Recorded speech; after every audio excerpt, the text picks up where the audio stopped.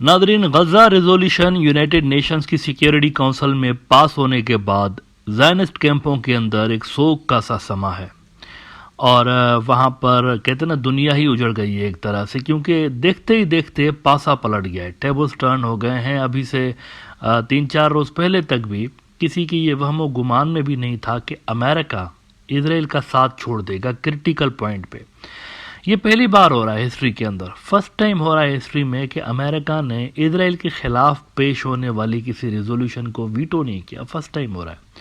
اور یہ بھی پہلی بار ہو رہا ہے کہ اسرائیل مکمل طور پر دنیا میں آئسولیٹڈ ہو گیا ہے، مکمل طور پر۔ آپ دیکھیں کہ اس کا واحد جو بچا ہوا اتحادی تھا، ویسٹ کے بہت سارے دوسرے جو ملک ہیں جو کہ ان کے اتحادی رہ چکے ہیں پہلے اسرائیل کے، وہ تو پہلے سے ہی ساتھ چھوڑ گئے تھے ان کا، لیکن امریکہ بچا ہوا تھا۔ اب وہ بھی ان کے کام نہیں آیا اور وہ بھی ان کو ٹاٹا بائی بائی کر کے سائڈ پہ ہو چکا ہے۔ تو یہ فرسٹ ٹائم ہو رہا ہے ہسٹری کے اندر، آج تک ایسا کبھی نہیں ہوا کہ اسرائیل اتنا زیادہ گلوبل اسٹیج پہ آئسولیٹ ہو۔ اب ریئیکشن بھی ویسا ہی دکھ دائک اور سیڈ قسم کا آ رہا ہے وہاں سے، اور غصے والا آ رہا ہے، سیڈ اور غصہ ملا جلا جو ہے وہ آپ کو دیکھنے کو مل رہا ہے۔ نیتن یاہو کی آفس نے جو اسٹیٹمنٹ جاری کی ہے سیز فائر کی ریزولوشن پاس ہونے کے بعد، وہ ذرا میں آپ کو دکھاتا ہوں۔ کہتے ہیں کہ United States has abandoned its policy in the UN today. Just a few days ago, it supported a Security Council resolution that linked a call for a ceasefire to the release of hostages. اور وہ کہتے ہیں کہ China and Russia vetoed that resolution, partly because they opposed ceasefire that was linked to the release of hostages. Yet today, Russia and China joined Algeria and others in supporting the new resolution, precisely because it had no such linkage. Regrettably, the United States did not veto the new resolution, which calls for a ceasefire that is not contingent on the release of hostages. This constitutes a clear departure from the consistent US position in the Security Council since the beginning of the war. Today's resolution gives Hamas hope that international pressure will force Israel to accept a ceasefire without the release of our hostages, thus harming both the war effort and the effort to release the hostages. Prime Minister Netanyahu made it clear last night that should the US depart from its principled policy and not veto this harmful resolution, he will cancel the Israeli delegation's visit to the United States. In light of the change in the US position, Prime Minister Netanyahu decided that the delegation will remain in Israel. ہم آپ سے بات نہیں کریں گے، ہم آپ سے ملیں گے نہیں، ہم آپ کی شکل نہیں دیکھیں گے، اس طرح کا روتو قسم کا ایک جو ہے وہ ریئیکشن آیا ہے وہاں سے۔ اچھا، نیتن یاہو کے لیے تو یہ ہو گیا نا سارا کچھ، لیکن دیگر جو اسرائیلی آفیشلز ہیں ان کا بھی میں آپ کو ریئیکشن دکھاتا ہوں۔ ہر جگہ پر سوگ اور مایوسی کا عالم ہے۔ ہارڈز رپورٹ کر رہا ہے ان کے فارن افیئرس کے منسٹر بڑی بڑی باتیں کرتے تھے 2-4 روز پہلے تک، لیکن ان کا ذرا اسٹیٹمنٹ دیکھیے۔ The state of Israel will not shut off the fire, بند نہیں کریں گے fire. We will destroy Hamas and continue to fight until the last of the hostages returns home. Foreign Affairs Minister Israel Katz wrote in a post on X following the passing of the UN resolution for a Gaza ceasefire. ان کو یہ ذرا پتہ ہونا چاہیے کہ یہ binding ہوتی ہیں، سیکیورٹی کونسل کی جو ریزولوشنز ہوتی ہیں وہ بائنڈنگ ہوتی ہیں، پوری دنیا کے اوپر بائنڈنگ ہوتی ہیں۔ اچھا، ہر جگہ سے چپیڑیں پڑ رہی ہیں۔ کل آپ کو بتایا تھا کہ 4 یورپ کے ایسے ملک ہیں جنہوں نے فلسطینی ریاست کو تسلیم کرنے کا جو پروسیس ہے وہ شروع کر دیا ہے۔ 4 یورپ کے ملک، مسلم دنیا تو مانتی ہے نا، پوری کی پوری OIC مانتی ہے، تبھی ہمارے ملکوں کے اندر، ہمارے جو مسلم کنٹریز ہوتے ہیں اس کے اندر فلسطین کا ایمبیسیڈر آپ کو ملتا ہے، فلسطین کی ایمبیسی آپ کو نظر آتی ہے، کیونکہ ہم لوگ مان رہے ہوتے ہیں، ہم فلسطین کو ایز اے کنٹری مسلم ممالک جو ہیں وہ تسلیم کرتے ہیں، اور ہمارے ملک کے اندر باقاعدہ ایسے ہی اسٹیٹس اس کو ملا ہوا ہے آلریڈی۔ لیکن یورپ کے اندر بہت سارے ایسے ملک ہیں جو کہ ان کو نہیں مانتے فلسطین کی ریاست کو، تو وہاں پر بھی ابتدا ہو گئی ہے فلسطین کی ریاست تسلیم کرنے کے حوالے سے، اور 4 ملکوں نے اس حوالے سے فیصلہ کیا تھا، مالٹا، آئرلینڈ، سلوینیا اور چوتھا ملک اسپین۔ انہوں نے فیصلہ کر لیا تھا کہ ہم ماننے جا رہے ہیں، فلسطین کی ریاست کو ریکگنائز کرنے جا رہے ہیں۔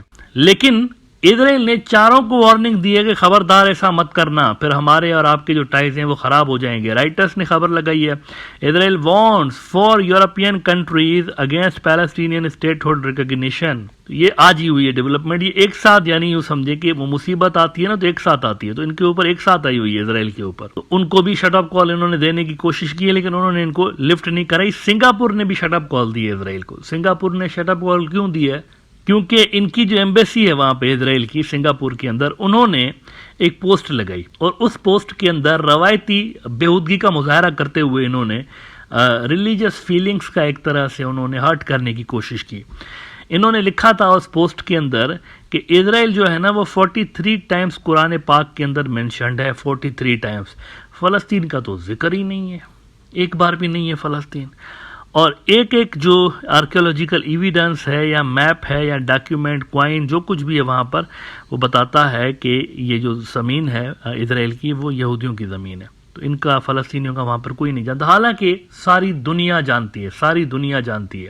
یہ انڈیجینیس لوگ ہیں فلسطینی، یہ کنورٹ ہو کے مسلمان ضرور ہوئے ہیں لیکن انڈیجینیس لوگ ہیں وہاں کے. اسلام آنے سے پہلے ان کا دوسرا دھرم تھا، دوسرا مذہب تھا. یہ یہودی نہیں تھے، جیوز نہیں تھے، یہ دوسرے مذہب کے لوگ تھے لیکن تھے اسی زمین کے.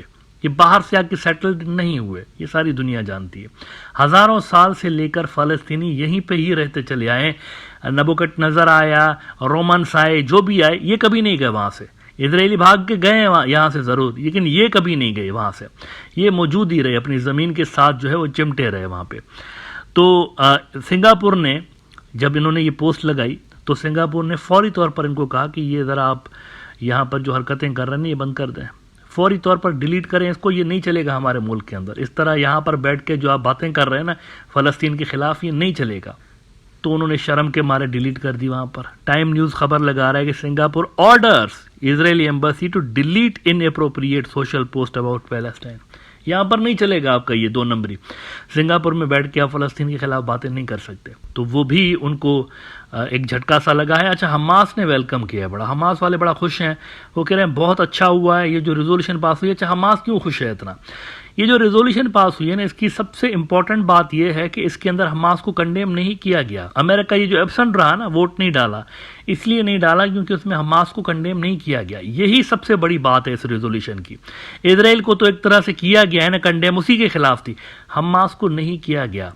تو اسی لیے امریکنس ایبسنٹ رہے، اور امریکنس نے بلکہ یہ کیا کہ ہم نے جو کہا تھا وہ کچھ ایڈیشنز انہوں نے کر دی ہیں، لیکن کچھ نہیں بھی کیا ابھی اس ریزولوشن کے اندر. لیکن اگر وہ بھی کر دیتے تو شاید ہم بھی اس کی فیور میں ووٹ ڈال دیتے. اگر اس کے اندر یہ لکھا ہوتا نا کہ حماس کو کنڈیم کرتے ہیں تو شاید امریکہ بھی اس ریزولوشن کے حق میں ووٹ ڈال دیتا. لیکن امریکہ نے یہاں پر ووٹ ڈالنا مناسب نہیں سمجھا کیونکہ حماس کا اس میں ذکر نہیں تھا. تو یہ میرے خیال سے سب سے بڑی بات ہوئی ہے اس ریزولوشن کے اندر کہ حماس کا ذکر نہیں ہے اس حوالے سے. جس طرح سے اسرائیلی کہتے رہتے ہیں کہ یہ ٹیررسٹ ہیں، تو یہ آتنکی ہیں، تو اس طرح سے لہذا حماس والوں نے اس کو ویلکم کیا ہے. ہارڈز نے رپورٹ کیا کہ Hamas welcomes passing of UN resolution calling for Gaza ceasefire, says ready to enter immediate process of prisoner exchanges. ہم تو ریڈی ہیں بھائی، پیس کا پروسیس شروع کریں، ہم آپ کے پریزنرز چھوڑ دیتے ہیں. ہمیں کون سا شوق ہے ان کو یہاں پر رکھ کے بیٹھنے کا؟ کوئی شوق نہیں ہے.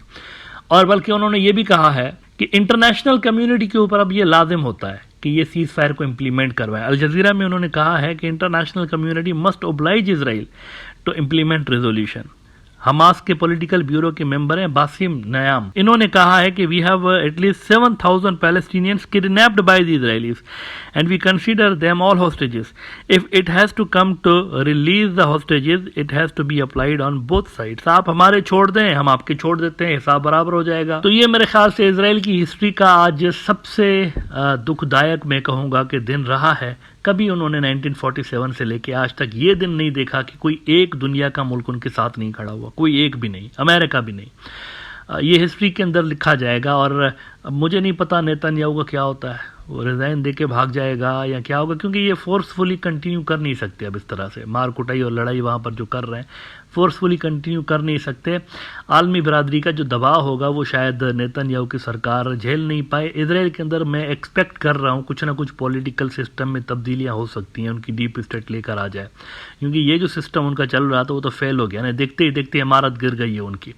وہ سمجھ رہے تھے کہ ایسے ہی چلتا رہے گا، امریکنس ہمیں سپورٹ کرتے رہیں گے، لیکن لافا پڑا ہے وہاں سے، ڈپلومیٹک لافا، اور جتنا ان کو امید تھی امریکہ سے وہ امیدیں پوری نہیں ہوئی۔ تو میں ایکسپیکٹ کر رہا ہوں کہ پولیٹیکل سچویشن جو ہے وہاں پر، پولیٹیکل لیول پر تبدیلیاں جو ہیں بہت جلد اسرائیل کے اندر آپ کو ہوتی ہوئی نظر آ سکتی ہیں۔